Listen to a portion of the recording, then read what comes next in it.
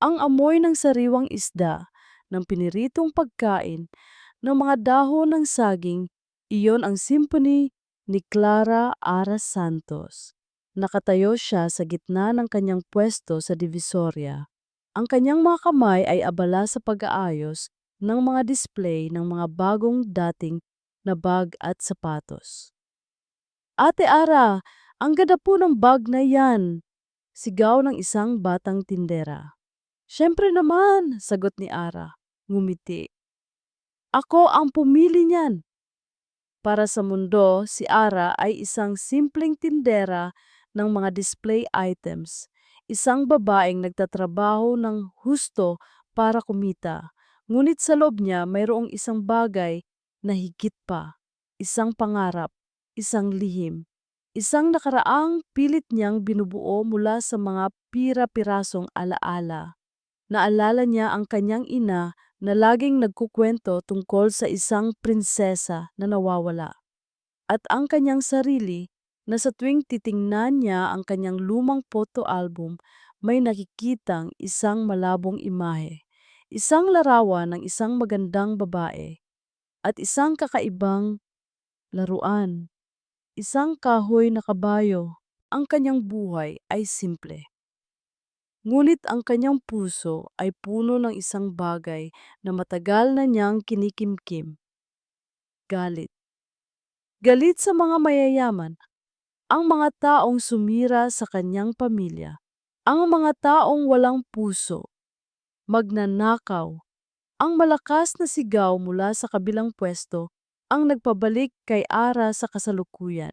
Si Aling Nena, ang kanyang tiyahin, ay nakikipagtalo sa isang lalaki. Sino ka para kumuha ng paninda ko ng walang paalam?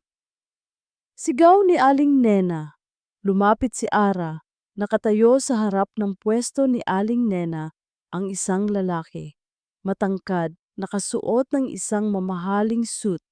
Ang kanyang buhok ay perpekto ang pagkaayos at ang kanyang mukha ay ang perpektong muka ng isang mayabang na mayaman. Pasensya na, sabi ng lalaki, kalmado. Gusto ko lang sana tingnan ang item na ito. Hawak nito ang isang maliit na relo. Tingnan, nang walang paalam, magnanakaw. Walang hiya ka, sigaw ni Ara, hindi na napigilan ang sarili. Akala mo ba, dahil mayaman ka, pwede mo nang gawin ang lahat ng gusto mo? Magnanakaw ka, katulad ng lahat ng mayaman. Ang lalaki ay nagulat. Tinitigan siya nito. Ang mga mata ay matalas, isang matagal na tingin. Pagkatapos, isang maliit na ngiti ang sumilay sa kanyang mga labi. Interesante, bulong nito. Ano?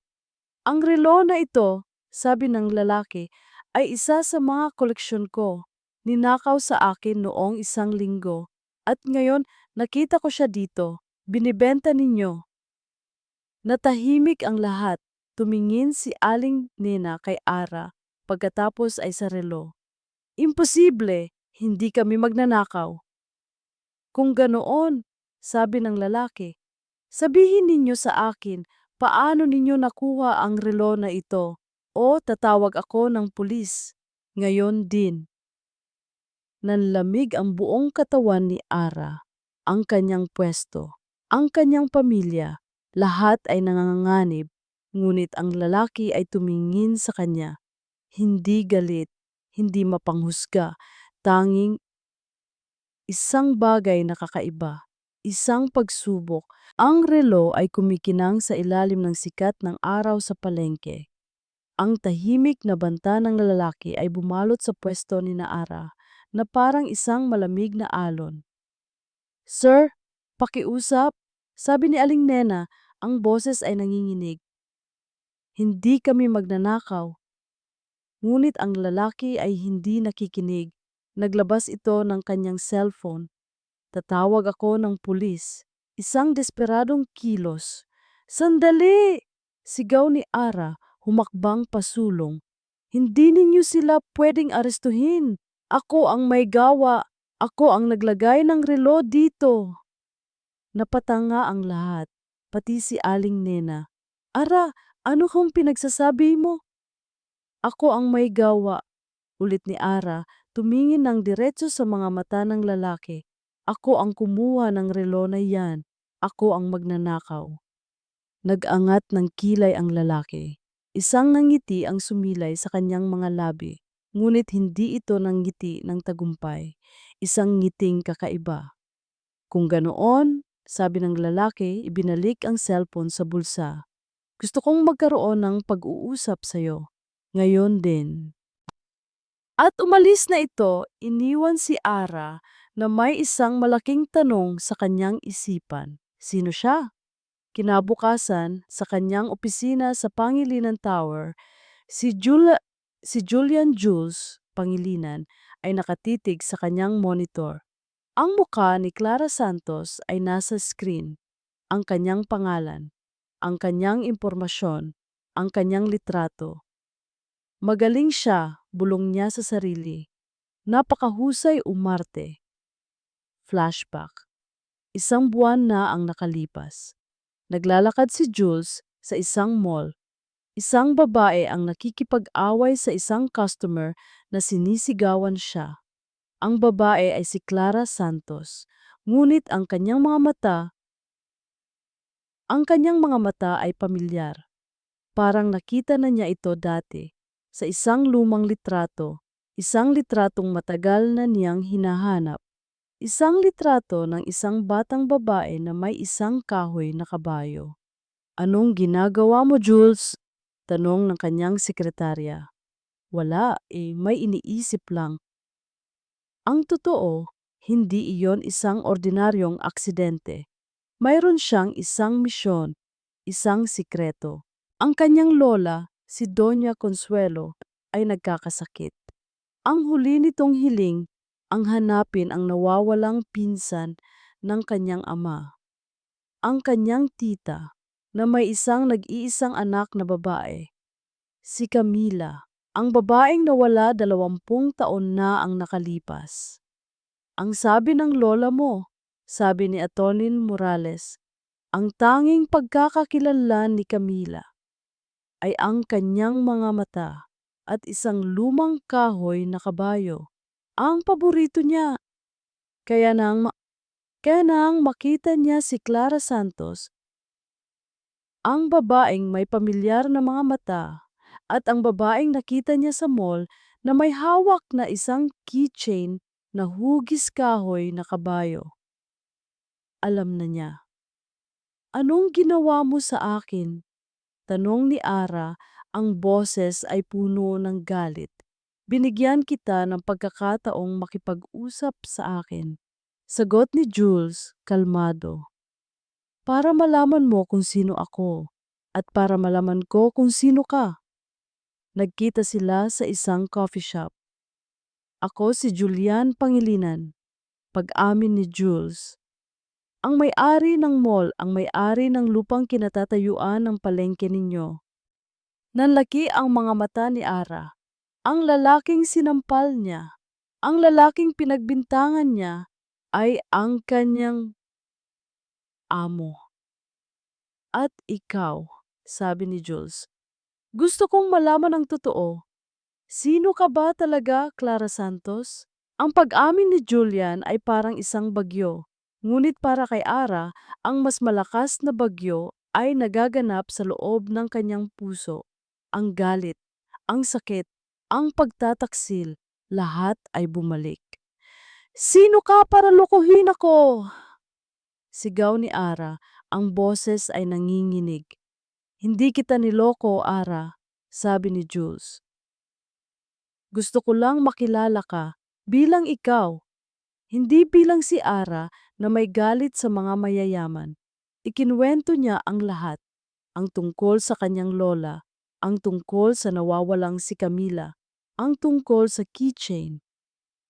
At nang makita kita, pagtatapos ni Jules, naramdaman ko na ikaw yan, na ikaw si Camila. Ngunit umiling si Ara. Hindi, hindi ako si Camila. Ako si Clara Santos. Isang tindera, isang babaeng walang pamilya, walang nakaraan. Hindi yan totoo. Totoo yan. Sigaw ni Ara. 5 taon na akong walang nakaraan, Julian. 5 taon na akong naghahanap ng sagot. At ang tanging nakita ko lang ay ang pagtataksil. Umalis siya sa coffee shop, iniwan si Jules na mag-isa. Ang pag-amin ni Jules ay hindi nagdulot ng kapayapaan kay Ara. Sa halip, mas lalo pa itong nagdulot ng gulo. Hindi na siya bumalik sa pwesto niya sa Divisoria. Nagkulong siya sa bahay ni Naaling Nena. Ayaw na niyang lumabas. Ayaw na niyang makita ang kahit sino. Ngunit si Jules ay hindi sumuko. Araw-araw dumadaan siya sa pwesto ni Ara. Araw-araw nag-iiwan siya ng isang maliit na bulaklak sa tabi ng kariton nito. Walang mensahe, tanging isang simpleng bulaklak. Isang araw, pumunta siya sa bahay ni Aling Nena. Aling Nena, pwede ko po bang makausap si Ara? Hindi siya lumalabas, iho, sabi ng matanda. Wasak ang puso niya. Hindi na umalis si Jules. Umupo lang siya sa may pinto, naghihintay. Kinagabihan, lumabas si Ara. Nakita niya si Jules. Nakatulog ito sa labas ng pinto nila, yakap-yakap ang isang maliit na supot ng mga tinapay. Kinuha niya ang supot. Sa loob may isang pandesal at isang note. Ang pag-ibig ay hindi laging madali, pero laging totoo. Ang mga salitang iyon ay tumama kay Ara. Isang paalala ng kanyang ina. Nang magising si Jules, nakita niya si Ara na nakaupo sa tabi niya. Bakit mo to ginagawa? Tanong ni Ara, ang boses ay malambot. Dahil alam kong ikaw si Camila, pag-amin ni Jules. At alam kong kailangan mo ng kakampi. Hindi ako si Camila, sabi ni Ara. At hindi ko kailangan ng kakampi. Pero kailangan ko ang puso mo, sabi ni Jules. Ang mga salitang iyon ay nagdulot ng isang kakaibang init sa dibdib ni Ara. Pagkatapos noon, dahan-dahang nagbago ang lahat. Nagsimulang lumabas si Ara kasama si Jules. Hindi sila pumupunta sa mga magagarang lugar. Pumupunta sila sa isang lihim na hardin sa gitna ng syudad. Isang hardin na puno ng mga bulaklak. Dito ako laging pumupunta noon, sabi ni Jules. Kapag gusto kong takasan ang lahat. Bakit dito? Dahil ang mga bulaklak, sabi ni Jules. Ay totoo, walang pagkukunwari. At sa gitna ng lihim na hardin na iyon, sa ilalim ng mga bulaklak, nahanap nila ang kanilang sarili. Ang kanilang pag-ibig ay nagsimulang mamukadkad tulad ng mga bulaklak sa hardin. Ang lihim na hardin ay naging kanilang santuwaryo. Dito, si Clara Santos at si Julian Pangilinan ay malaya, malaya mula sa mga pangilinan. Malaya mula sa nakaraan, malaya mula sa mga obligasyon. Dito, sila lang. Si Ara at si Jules. Ang kanilang pag-ibig ay parang isang bagong usbong na halaman. Kailangan itong alagaan. Kailangan itong protektahan. Ngunit ang bawat kwento, gaano man kaganda, ay may kontrabida. Ang kontrabida sa kwento nila ay ang ina ni Jules, si Doña Sofia Pangilinan. Isang hapon, habang masayang nag-aalmusal si Jules at si Ara sa hardin ng mansyon, dahil ngayon hindi na nagtatago si Jules. Isang matalim na boses ang bumasag sa katahimikan. Julian, anong kaguluhan ito? Pumasok si Doña Sofia. Ang kanyang muka ay kasing lamig ng yelo. Sa likod niya ang kanyang mga personal na gwardiya. Ma, sabi ni Jules, sino ang babaeng yan? Sigaw ng matanda, itinuro si Ara. At anong ginagawa niya sa hapagkainan ko? Si Ara po, ma, sagot ni Jules. Tumayo at humarang sa pagitan niya at ng kanyang ina, ang girlfriend ko. Natawa si Doña Sofia, isang tawang puno ng pangungutya. Girlfriend, ang isang pangilinan, makikipag-date sa isang tindera sa palengke? Mapakiusap, huwag ninyo siyang bastusin. Ngunit hindi nakinig ang matanda. Lumapit ito kay Ara. Sinuri siya mula ulo hanggang paa na para bang isa itong basura. Alam ko ang mga katulad mo, sabi ni Doña Sofia. Mga desperadang babae na ginagamit ang ganda para makakuha ng mayaman. Hindi po totoo yan, sabi ni Ara. Ang boses ay nanginginig. Huwag kang sasagot. Biglang sa gitna ng kanilang pagtatalo, isang tao ang dumating, si Attorney Morales, ang abogado ng pamilya Pangilinan. Doña Sofia, sabi nito, may importante po tayong pag-uusapan. Hindi ngayon, Crisanto! Tungkol po kay Camila Robinson, sabi ng abogado, at sa diwiling habilin ni Don Camilo. Natigilan si Doña Sofia, ang kanyang muka ay namutla. Nang gabing iyon, hindi na nakatulog si Ara. Ang mga salita ni Doña Sofia, ang pagkakakilala ni Jules sa kanya, ang lahat ng iyon ay naglalaro sa kanyang isipan. Ang nawawalang si Camila, ang kahoy na kabayo, ang kanyang mga alaala. Kinabukasan, kinausap niya si Jules. Kailangan nating mag-usap, sabi niya, tungkol sa sinabi ng nanay mo kanina, tungkol sa mga pangilinan, at tungkol sa mga taong katulad ko. Ang kanilang pag-uusap ay nagpatuloy. Ang kanilang pag-ibig ay lumalalim, ngunit ang pader ng kanilang mga mundo ay nakatayo pa rin. Hindi ko kaya, Jules, sabi ni Ara. Hindi ako bagay sa mundo mo. Hindi ako nabibilang dito. Hindi totoo yan. Kung ganoon, sabi ni Ara, bakit hinusgahan ako ng nanay mo? Bakit pakiramdam ko, wala akong puwang dito? Ang mga salitang iyon ay tumama kay Jules. Dahil sa isang banda, totoo. Nang gabing iyon, nagkulong si Jules sa kanyang opisina.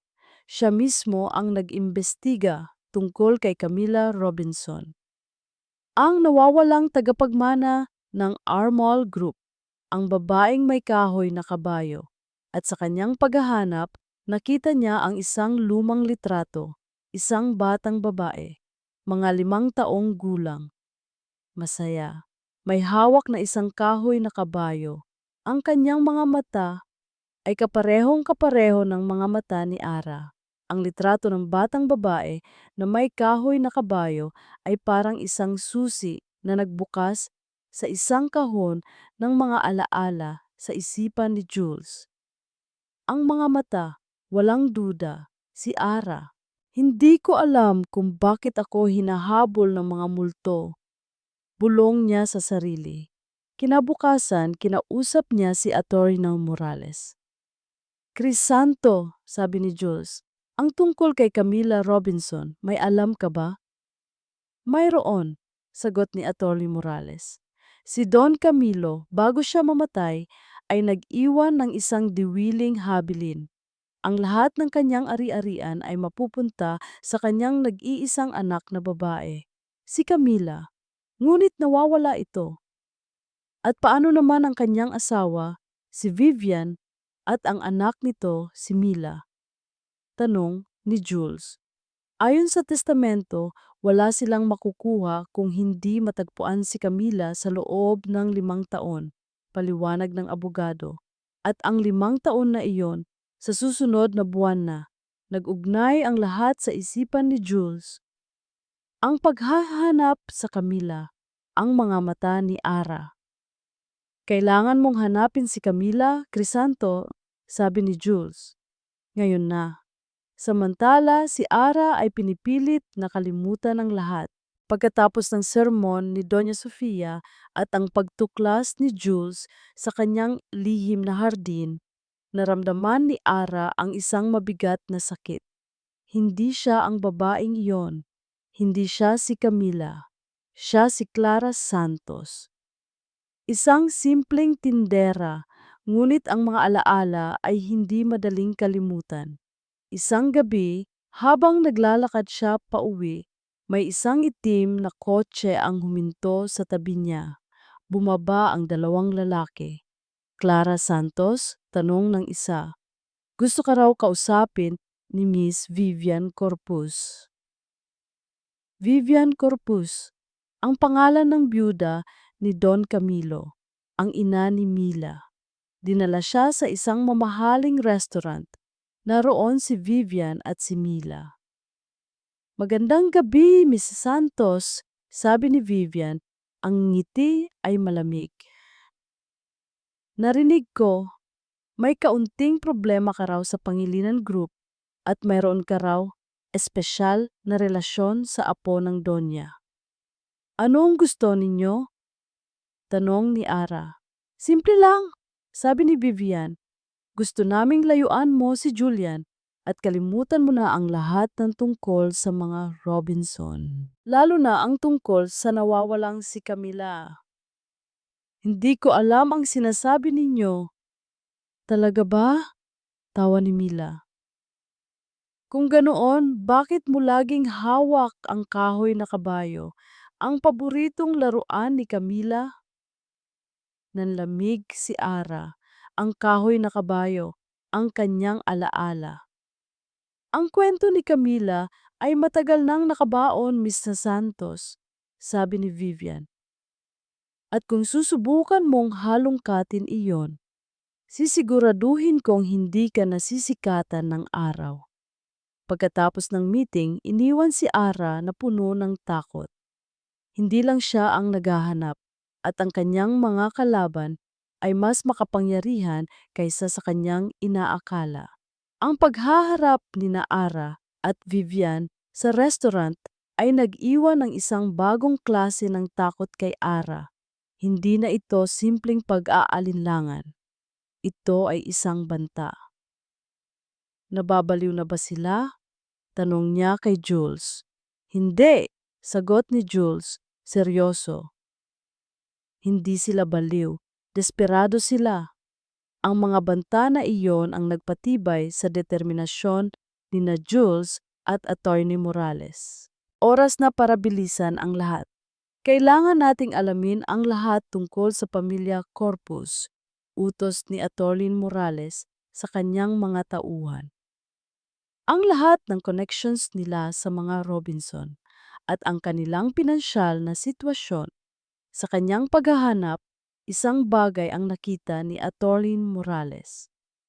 Ang dating personal driver ni Don Camilo, isang matandang lalaki na matagal nang nagretiro.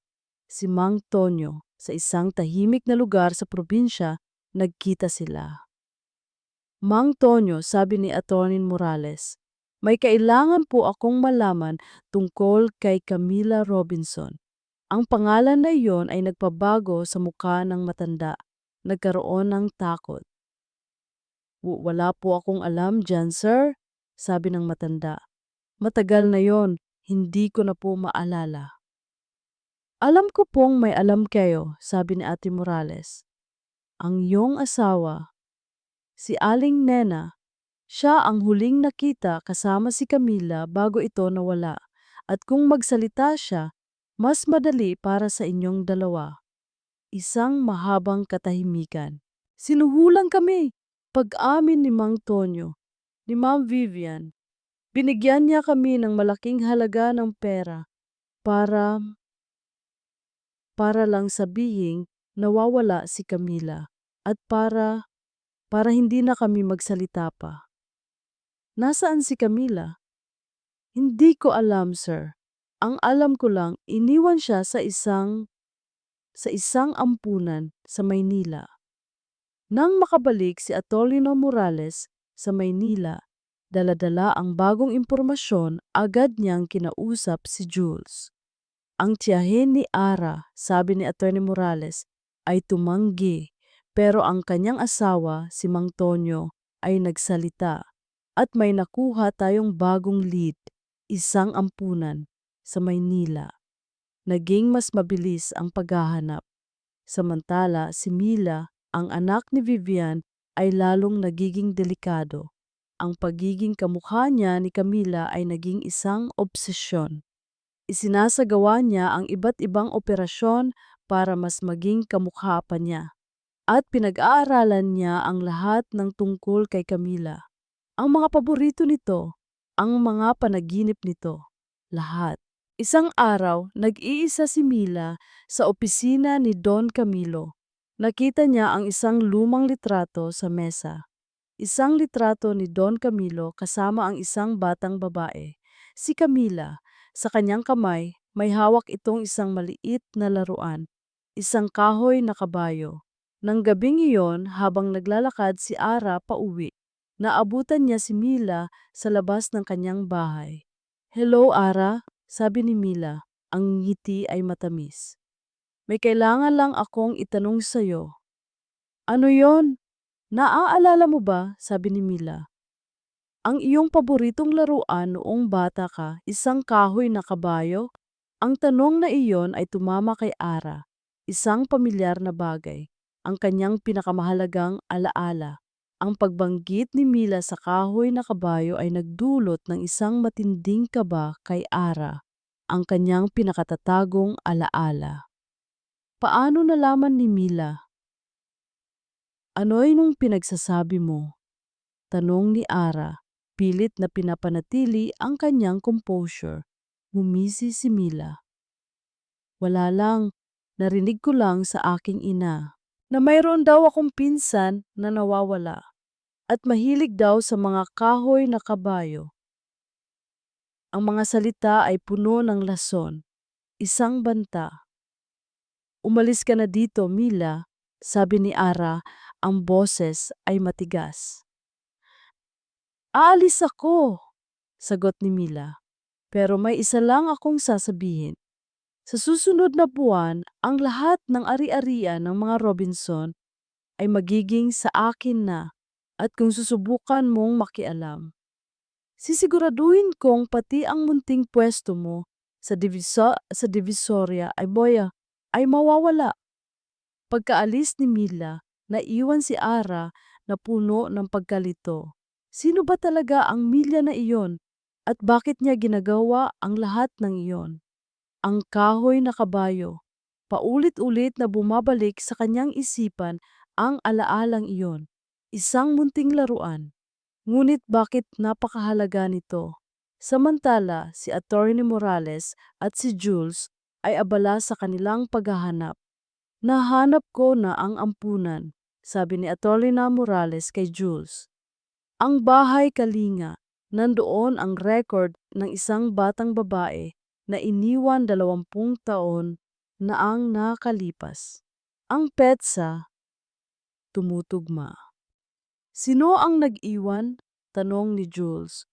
"Isang Dr. Sandoval," sagot ni Atty. Morales. Isang doktor na malapit sa pamilya Robinson noon. Nag-ugnay ang lahat sa isipan ni Jules. Ang kanyang tiyuhin, ang ama ni Ricardo, kinausap niya ang kanyang ama. "Itay, kailangan nating mag-usap tungkol sa pamilya Robinson at sa tiyuhin kong si Ricardo." Sa loob ng ilang araw, ang lahat ng sikreto ay unti-unting nabubunyag. Ang ampunan, ang mga kasinungalingan, ang lahat ng pandaraya ni na Vivian at ng ama ni Mila. Ngunit may isa pang nakakagulat na impormasyon. Ang batang iniwan sa ampunan, sabi ng social worker kay Atty. Morales, ay mayroong isang kakaibang pagkakakilanlan, isang birthmark. Isang birthmark na hugis rosas sa kanyang leeg. Narinig ni Atty. Morales ang mga salitang iyon, at biglang isang mukha ang pumasok sa kanyang isipan. Ang mukha ni Clara Santos. Ang babaeng mayroon din ng birthmark na hugis rosas sa leeg. Pagkatapos noon, walang naisip si Atty. Morales kundi ang hanapin si Ara.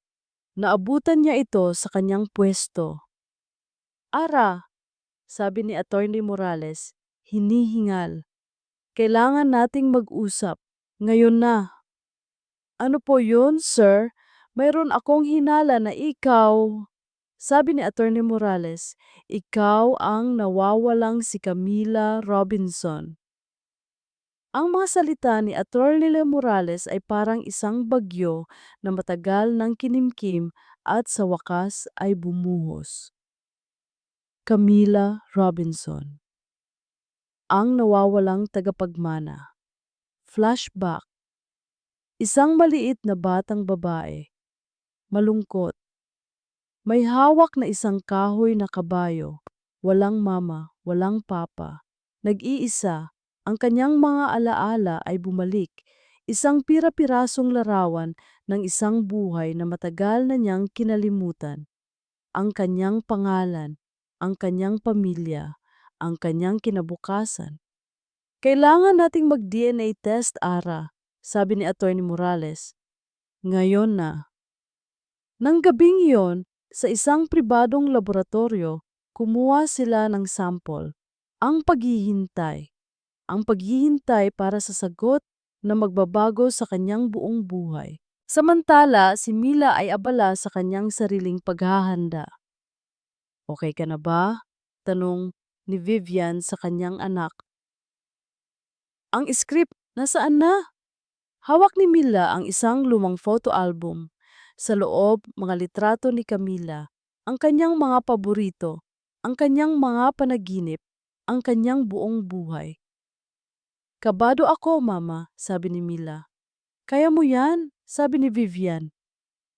Sa loob ng 20 taon, ito ang pinaghandaan natin, ang maging si Camila Robinson.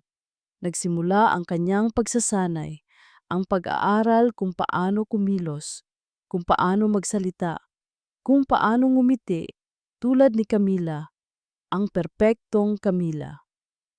Ang kahoy na kabayo, nasaan na? Tanong ni Vivian. Ibinigay ni Mila ang isang maliit na kahoy na kabayo, matanda na, ngunit perpekto pa rin. Ito ang huli nating baraha, sabi ni Vivian. Sa oras na ibigay mo ito, lahat ay maniniwala. Kinabukasan ang balita ay kumalat.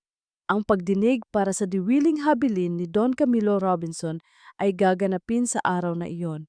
Ang lahat ng may kinalaman ay naroon. Sa korte nakaupo si Jules, ang kanyang ama. Si Doña Sofia, lahat sila ay naghihintay. Pumasok si Atty. Morales, kasama si Ara. Ang lahat ng mata ay napunta sa kanila. Atty. Morales, mayroon na po ba kayong resulta? Tanong ng hukom. Mayroon po, Your Honor, sagot ni Atty. Morales. Ngunit bago ko po iyan ilabas, may isa pa po akong gustong ipakilala. Biglang bumukas ang pinto, pumasok si Vivian, at sa tabi niya, si Mila, ngunit ang Mila na iyon, iba. Nakasaya ito ng isang puting bestida, ang kanyang buhok ay perpekto ang pagkaayos. Ang kanyang mukha ay kalmado at sa kanyang kamay may hawak itong isang maliit na laruan, ang kahoy na kabayo. Ako si Camila Robinson, sabi ni Mila. Ang boses ay malinaw at matatag. Napatanga si Ara. Ang kanyang puso ay kumakabog ng malakas. Ang kanyang alaala. Ang paglitaw ikaw ni Mila sa korte, dala-dala ang kahoy na kabayo at ang pangalang Camila Robinson ay parang isang matinding pagyanig na nagpabagsak sa mundo ni Ara. Naramdaman niya ang pagkalamig ng kanyang mga kamay. Ang kanyang mga alaala na unti-unti na niyang binubuo ay nag-ulo. Sino ako? Tinitigan niya si Mila. Ang mga mata nito ay walang bahid ng pagdududa. Walang pag-aalangan. Parang isang perpektong kopya. Your Honor, sabi ni Vivian, ang boses ay puno ng tagumpay. Nandito na po si Camila, ang totoo pong tagapagmana ng mga Robinson. Tumayo si Attorney Morales. Objection, Your Honor. Mayroon po kaming ebidensya na hindi siya ang tunay na Camila Robinson. At ano naman ang ebidensya mo, Crisanto? Tawa ni Vivian. Isang hamak na tindera ng palengke, ngunit bago pa man makasagot si Atty. Morales, isang bagay ang nangyari. Dahan-dahan tumayo si Julian, ang kanyang ama, at si Doña Sofia. Lahat ng mata ay napunta sa kanila. Anong ginagawa mo, Julian? Bulong ni Doña Sofia. Hindi siya pinansin ni Julian. Humarap siya sa hukom. Your Honor, meron po akong huling ebidensya. Inilabas niya ang kanyang cellphone. Sa screen isang video. Ang video ay kuha sa isang birthday party. Isang batang babae, masaya, may hawak na isang kahoy na kabayo. At sa tabi nito isang matandang lalaki, si Don Camilo Robinson, ang ama. Ang video ay medyo malabo, ngunit ang bawat salita ay malinaw. Happy birthday, my sweet Camila, sabi ni Don Camilo, niyayakap ang bata. Ito ang iyong regalo, ang iyong kahoy na kabayo at ang iyong pangako. Pangako ko, hinding-hindi kita iiwan, kahit anong mangyari. Ang mga salita ay tumama sa puso ni Ara. Ang kanyang mga alaala ay nagsimulang maging malinaw, ang kanyang ama, ang kanyang pangarap. Ngunit ang video ay hindi pa doon natapos. Biglang, may isang matanda ang pumasok sa birthday party. Ang kanyang mukha ay seryoso. Si Atty. Morales, ngunit hindi ang Atty. Morales na nakaupo sa korte. Isang mas bata, ang ama ni Atty. Morales. Don Camilo, sabi ng matanda, nakuha ko na ang impormasyon tungkol kay Vivian at sa kanyang mga transaksyon. Pinapalabas niya na nawawala ang pera. Pero, ang video ay biglang naputol, natahimik ang lahat. Ang video na iyan, paliwanag ni Julian, ay galing sa private collection ng aking ama. Ang kanyang huling hiling sa akin ay hanapin ang nawawalang anak ni Don Camilo, ang kanyang pinsan. At ibigay ko daw ito sa taong magpapakita ng orihinal na kahoy na kabayo. Ang kahoy na kabayo, sabi ni Julian, lumingon kay Mila. Ay hindi sa'yo. Dahil kung yan, bakit gawa-gawa mo lang ang video na yan para mapatunayan? Sa sandaling iyon, gumuho ang mundo ni Mila at Vivian. At ang totoong ebidensya, sabi ni Julian, bumalik sa kanyang upuan, ay nasa mga kamay na ng NBI. Ang lahat ng pandaraya ni Vivian at Mila, ang pagnanakaw sa ari-arian ng mga Robinson, at ang pagtatago kay Camila Robinson sa loob ng 20 taon. Ang hukom ay tumango. Attorney Morales, sabi nito, meron na po ba kayong resulta ng DNA test? Nanginginig, inilabas ni Attorney Morales ang selyadong sobre. Ayon po sa resulta, sabi nito, si Clara Santos ay si Camila Robinson. Isang malakas na palakpakan, ngunit si Ara ay hindi makagalaw. Nakatingin lang siya kay Julian. Ang lalaking minahal niya, ang resulta ng DNA test ay ang huling selyo. Si Clara Santos ay patay na. Isinilang na si Camila Robinson. Ngunit ang pagbabago ng pangalan ay hindi sapat para burahin ang sakit ng nakaraan. Pagkatapos ng pagdinig, habang dinadala na palabas sina Vivian at Mila, hinarap ni Camila ang dalawa. Bakit? Yun lang ang tanong niya kay Mila, ang kanyang pinsan. Tumingin si Mila sa kanya, ang mga mata ay puno ng galit at inggit. Bakit? Dahil ikaw ang laging mayroon. Ikaw ang mayaman. Ikaw ang may pamilya. At ako ang laging anino. Ginawa ko yon para sa iyo, Mama, sigaw ni Mila sa kanyang ina. Ngunit si Vivian ay walang imik, talunan, wasak. Hindi ko alam kung kaya ko kayong patawarin, sabi ni Camila, ang boses ay mahina. Pero sana, balang araw mahanap ninyo rin ang kapayapaan. Umalis na sila. Iniwan sina Vivian at Mila sa gitna ng kanilang gumuhong mundo. Samantala, sa labas ng korte, sinalubong si Camila ng isang yakap. Si Julian. Ayos ka lang ba? Tanong nito. Tumango si Camila. Oo, Camila, sabi ni Atty. Morales. May mahalaga pa tayong pag-uusapan tungkol sa iyong mana. Nang gabing iyon, sa mansyon ng mga Robinson, umupo si Camila at si Julian sa harap ng isang malaking retrato. Ang retrato ni Don Camilo, ang kanyang ama. Ang lahat ng ito, sabi ni Atty. Morales, ang lahat ng ari-arian ang Armold Group ay sayo na ngayon, Camila. Hindi nagsalita si Camila. Ang tingin niya ay nasa retrato ng kanyang ama. Ang lalaking hindi niya nakilala, ngunit nag-iwan sa kanya ng lahat ng ito. Ang ama mo, sabi ni Atty. Morales, ay isang mabuting tao. Nagkamali siya, pero ginawa niya ang lahat para protektahan ka. Ang mga sumunod na linggo ay puno ng pagbabago. Mula sa pagiging isang simpleng tindera, si Camila ay naging CEO ng isang malaking korporasyon. Ang kanyang mga araw ay napuno ng mga meeting ng mga desisyon. Ngunit sa gabi, kapag mag-isa na lang siya sa kanyang malaking opisina, bumabalik pa rin ang mga alaala ng Divisoria.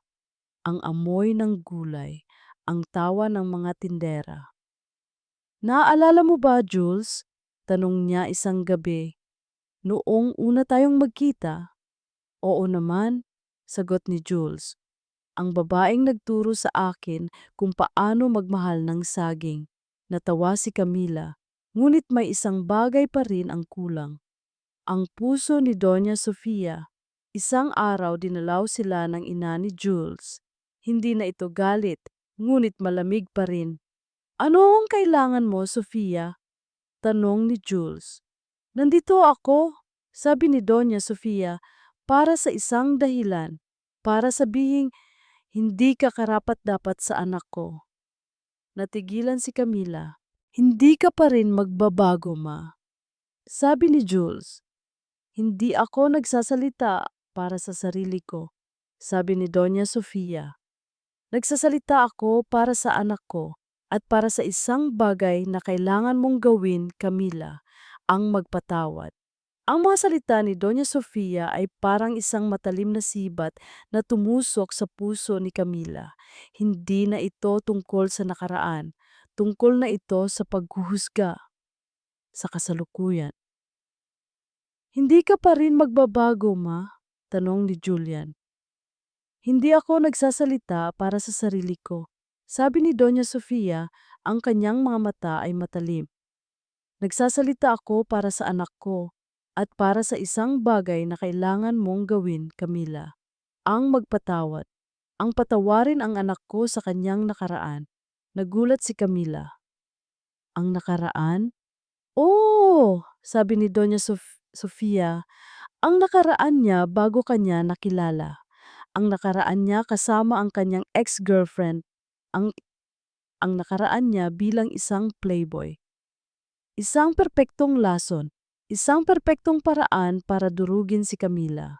Hindi mo naiintindihan, sabi ni Julian. Nagbago na siya. Ang mga lalaki, Julian, ay hindi nagbabago, sabi ni Doña Sofia. Natututo lang silang magtago. Ang pagtatalo ay nagpatuloy, ngunit si Camila ay tahimik lang. Ang sakit, ang takot, ang pagdududa, lahat ay bumalik. Nang gabing iyon, hindi mapakali si Camila. Hindi na ito tungkol kay Vivian o kay Mila. Tungkol na ito sa kanya, sa kanyang relasyon kay Julian. Tama ba siya, Jules? Tanong niya. Ang nakaraan mo, ang mga babae mo, Hinawakan ni Julian ang kanyang kamay. Nagsisisi ako sa nakaraan ko, Camila, pero naniniwala akong nabago na ako dahil sa'yo. Pero paano kung tama siya? Hindi, sabi ni Julian. Maninindigan ako, haharapin ko ang lahat. Dahil mahal kita. Ngunit sa gitna ng pagmamahal na iyon, may isang bahagi kay Camila na hindi pa rin kayang magtiwala. Kinabukasan, mayroong isang malaking gala na inorganisa ng Santillan Group. Isang event para ipakilala si Julian bilang bagong CEO. Naroon ang lahat, ang alta sosyedad, ang mga media, at si Doña Sofia na naghihintay para sa kanyang grand entrance. "Nasaan ang girlfriend mo?" Tanong ng isang kaibigan kay Julian. "Hindi siya darating," sabi ni Doña Sofia, may isang ngiting matagumpay, ngunit sa likod ng lahat isang kotse ang huminto. Bumaba si Camila, hindi na suot ang simpleng damit. Nakasuot siya ng isang eleganteng bestida. Ang kanyang buhok ay maayos na. Ang kanyang mukha ay puno ng isang bagong kumpiyansa. Sino siya? Bulong ng mga bisita. Pagpasok niya, tumahimik ang lahat. Naglakad siya papunta sa gitna ng ballroom. Humarap siya sa lahat. "Magandang gabi po." Simula niya. "Ako po si Camila Robinson, ang nag-iisang tagapagmana ng Armol Group at ang babaeng minamahal ni Julian Pangilinan." Isang malakas na bulungan. Tumingin siya kay Doña Sofia. "At nandito po ako, Doña Sofia." Sabi niya, "Hindi para manumbat, kundi para sabihin sa inyo, medyo na pinapatawad ko na po kayo. Patawad sa lahat ng inyong mga paghuhusga, sa lahat ng inyong mga kasinungalingan, dahil naintindihan ko na. Natakot lang po kayo." Tumingin siya kay Julian. "At ikaw, Jules," sabi niya, ngumiti. "Kung mayroon ka mang madilim na nakaraan, handa akong tanggapin iyon. Dahil ang mahalaga sa akin ay ang ngayon at ang hinaharap natin." Ang kanyang pag-amin ay parang isang lindol na nagpabagsak sa lahat ng pader. Ang pag-amin ni Camila ay parang isang bagyong matagal ng kinimkim at sa wakas ay bumuhos. Ang lahat ng nakatagong sakit, ang lahat ng kasinungalingan ay lumabas sa liwanag. Napatayo si Doña Sofia. Ang dating mukha nitong puno ng galit ay napalitan ng isang blangkong gulat. Hindi nito inaasahan ang ganitong klasing sagot. "Hindi ko alam ang sinasabi mo," sigaw ng matanda. "Kung ganoon," sabi ni Camila, "hayaan mong ipaalala ko sa inyo. Ang bawat salita na ginamit ninyo para saktan ako, ang bawat paghuhusga, ang lahat ng iyon nakatago sa puso ko. Pero ngayon, malaya na ako. Malaya na akong magpatawad." Isang katahimikan. Tumingin si Julian sa kanyang ina. "Ma, tama na. Hayaan niyo na." Nag-atubili si Doña Sofia. Ngunit nang makita niya ang pagod sa mga mata ng kanyang anak at ang tiwala sa mukha ni Camilla, isang bagay sa loob niya ang nagsimulang bumigay. "Patawad," bulong ng matanda, ang boses ay basag. "Patawarin mo ako, Camila. Naging bulag ako sa aking pride." Lumapit si Camila at niyakap niya ang matanda. Ang babaeng minsan siyang sinaktan ay ngayon ay umiiyak sa kanyang balikat.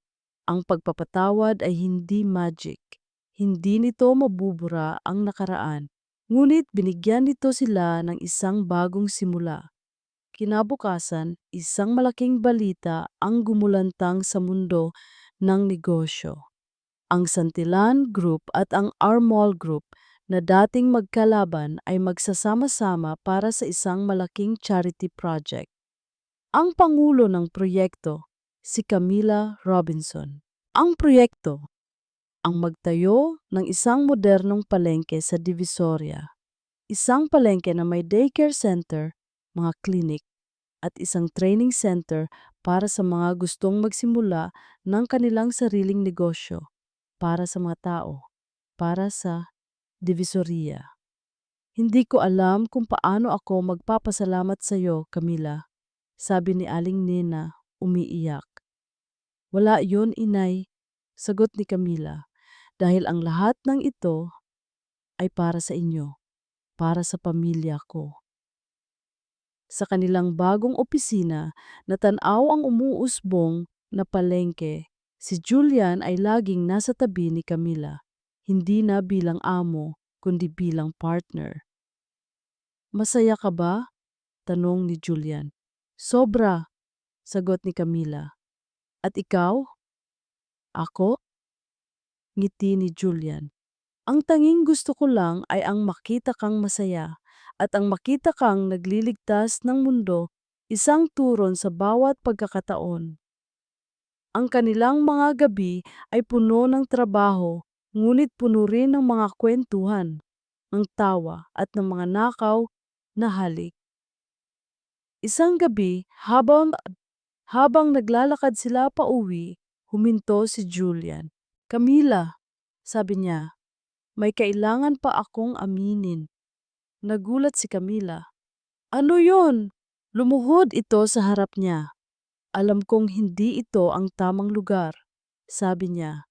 At alam kong hindi ito ang pinakamagarang singsing. Mula sa kanyang bulsa, kinuha nito ang isang maliit na kahoy na kabayo, ang kanyang pinakamahalagang alaala. Ang pangako ko, sabi ni Julian, ay ang magtatayo ako ng isang mundo para sa iyo. Isang mundo kung saan ang iyong puso ay laging malaya. Kaya tumingin ito sa kanya. Ang mga mata ay puno ng pagmamahal. Ang aking pinakamamahal na Camila Robinson, sabi niya, papakasalan mo ba ako? Para sa ating bagong buhay? Para sa ating bagong pamilya? Ang oo ni Camila ay hindi lang isang sagot sa isang proposal. Ito ay isang pagdedeklara ng isang bagong simula. Ngunit bago ang kanilang happily ever after, may isa pa silang kailangang ayusin. Ang kanilang mga pamilya. Isang araw, isang hindi inaasahang imbitasyon ang dumating sa mansyon ng mga Pangilinan. Mula kay Julian, isang hapunan. Anong plano mo, Julian? Tanong ni Doña Sofia. Para magkaunawaan, ma. Sagot ni Julian. Ang mga Del Rosario, sabi ng matanda, ang mga taong sumira sa pangalan natin, hindi ako papayag, ngunit nagpunta pa rin siya dahil mahal niya ang kanyang anak. Ang hapunan ay ginanap sa isang pribadong silid sa isang restaurant. Naroon ang pamilya Pangilinan. At naroon din si Camila kasama si Aling Nina na siyang tinuring niyang ina. Ang pagdating ng pamilya Del Rosario, ang ama ni Camila, si Don Camilo, sa pamamagitan ng kanyang abogado, at ang kanyang ina, si Vivian, ay nagdulot ng isang matinding tensyon. Ano to, Crisanto? Tanong ni Julian kay Attorney Morales. Bakit nandito sila? Kailangan nilang malaman ang lahat, sagot ni Attorney Morales. Nagkaroon ng isang mahabang pag-uusap. Hindi ito isang away. Isang pag-uusap na puno ng sakit, puno ng pagsisisi, at puno ng mga katotohanang matagal nang itinago. Ikinuwento ni Camila ang kanyang buhay, ang kanyang pagkawala, ang kanyang paghahanap sa sarili. Ikinuwento ni Julian ang kanyang paghahanap kay Camila, ang kanyang pag-ibig. Sa huli, si Doña Sofia ang unang lumabas sa kanyang shell. Patawad, sabi niya kay Camila. Patawarin mo ako, Hija, sa lahat ng aking mga paghuhusga, sa lahat ng aking mga kasalanan. Niyakap ni Camila ang matanda. Napatawad ko na po kayo, Doña Sofia. Pagkatapos, si Don Alberto Pangilinan, ang ama ni Julian, ay lumapit sa abogado ni Don Camilo. Ang aking kapatid, sabi niya, ang boses ay puno ng pagsisisi. Ang kanyang kasalanan ay kasalanan ko rin dahil hinayaan ko. Ibinigay niya sa abogado ang isang sobre. Ito, para sa pamilya Robinson, para sa lahat ng nawala sa inyo. Ang pagpapatawad. Ito ang naging susi. Ang huling bahagi ng pagpapatawad ay ang magkapatid na sina Mila at Camila. Nang gabing iyon, matapos ang pagpupulong, kinausap ni Camila si Mila. Patawad, sabi ni Mila, umiiyak. Naging bulag ako sa aking inggit. Gusto ko lang maging katulad mo. Hindi mo kailangang maging katulad ko, Mila, sabi ni Camila. Dahil ang sarili mo ay sapat na, may sarili kang ganda, sarili mong talino. Ang pagpapatawad ay parang isang bagong binhi na itinanim sa lupa. Kailangan itong alagaan, kailangan itong diligan. At sa wakas, nagbunga ito. Ang pagkakaisa ng pamilya Pangilinan at Robinson ay naging isang himala sa mundo ng negosyo. Ang dating magkalabang mga kumpanya ay ngayon ay nagtutulungan para sa isang mas malaking layunin, ang Divisoria Revitalization Project. Ang proyektong ito ay pinamumunuan ni Camila Robinson. Hindi na siya ang CEO ng Armel Group. Sa halip, ibinigay niya ang posisyong iyon kay Julian. Bakit? Tanong ni Julian. Dahil alam kong mas magaling ka sa negosyo, tawa ni Camila. At ang puso ko ay nasa Divisoria. Ang lumang palengke ng Divisoria ay giniba, ngunit hindi na ito pinalitan ng isang mall. Sa halip, isang modernong complex ang itinayo. May malinis na mga pwesto para sa mga tindera. May daycare center para sa mga bata. May libreng klinik. At sa gitna, isang malaking public park. Ito ang Camila's Haven. Isang lugar na nagbibigay ng pag-asa. Nang araw ng inaugurasyon, naroon ang lahat. Ang mga Pangilinan, ang mga Robinson, at ang buong komunidad ng Divisoria. Ang lugar na ito, sabi ni Camila sa kanyang speech, ay patunay na ang pag-ibig ay mas malakas kaysa sa galit, na ang pagpapatawad ay mas may saysay kaysa sa paghihiganti, at ang pangarap, gaano man kaliit, ay kayang tuparin. Tumingin siya kay Julian na nakatayo sa tabi niya. At sa lalaking nagturo sa akin ng lahat ng iyan, sabi niya, salamat. Salamat sa paghahanap mo sa akin. At salamat sa pagmamahal mo sa akin. Pagkatapos ng speech, sa gitna ng palakpakan, lumapit si Julian kay Camila.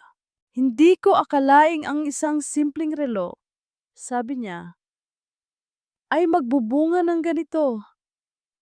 At ang isang kahoy na kabayo, sabi ni Camila. Lumuhod si Julian sa harap ng lahat. Camila Robinson, sabi niya, ang reyna ng Divisoria, ang reyna ng puso ko. Pwede mo ba akong pakasalan? Ang kanyang pag-amin ay hindi na kailangan. Oo, Julian Pangilinan, sagot ni Camila. Oo. Ang kanilang kasal ay ginanap sa parehong lugar. Sa gitna ng bagong Divisoria, makalipas ang 5 taon, ang buhay ni Camila at Julian ay isang perpektong larawan ng isang pamilyang binuo sa pag-ibig, pagpapatawad at paglilingkod. Si Julian ang CEO ng Santillan Group at ng Armal Group. Si Camila naman ang puso ng Divisoria. Ang kanilang tahanan ay isang bahay sa pagitan ng syudad at ng probinsya, isang lugar kung saan ang lahat ng mundo ay nagtatagpo. Isang hapon, sa hardin ng kanilang bahay. Mommy! Daddy! 2 maliliit na batang babae ang masayang tumatakbo palapit sa kanila. Ang kanilang kambal, si Clara at si Julia. Binuhat ni Julian ang isa, si Camilla naman ang isa. "Kamusta ang mga prinsesa ko?" tanong ni Julian. "Ang saya-saya po namin, Daddy," sabi ni Clara. "Mami, bakit po may bulaklak sa leeg ninyo?" tanong ni Julia, tinutukoy ang birthmark ni Camilla. Ngumiti si Camilla. "Ito," sabi niya, "ay isang alaala, isang paalala kung gaano ka kahalaga sa akin, anak." Tumingin siya kay Julian. "At isang paalala kung gaano ka kahalaga sa atin." Niyakap siya ni Julian. "Naaalala mo ba," bulong niya, "noong una tayong magkita sa Divisoria?" "Oo naman," sagot ni Camilla, "ang magnanakaw ng relo at ang reyna ng palengke," sabi ni Julian. Nagtawanan sila. Ang kanilang kwento ay nagsimula sa isang pagkalito, ngunit nagtapos ito sa isang malinaw na katotohanan. Ang pag-ibig ay hindi nakikita sa mga damit. Hindi rin ito nakikita sa mga pangalan. Ito ay nakikita sa puso at sa kakayahang magpatawad. Ang kanilang pamilya, isang pamilyang binuo hindi sa dugo, kundi sa pag-ibig at sa isang pangako. Ang pangako ng isang bagong simula.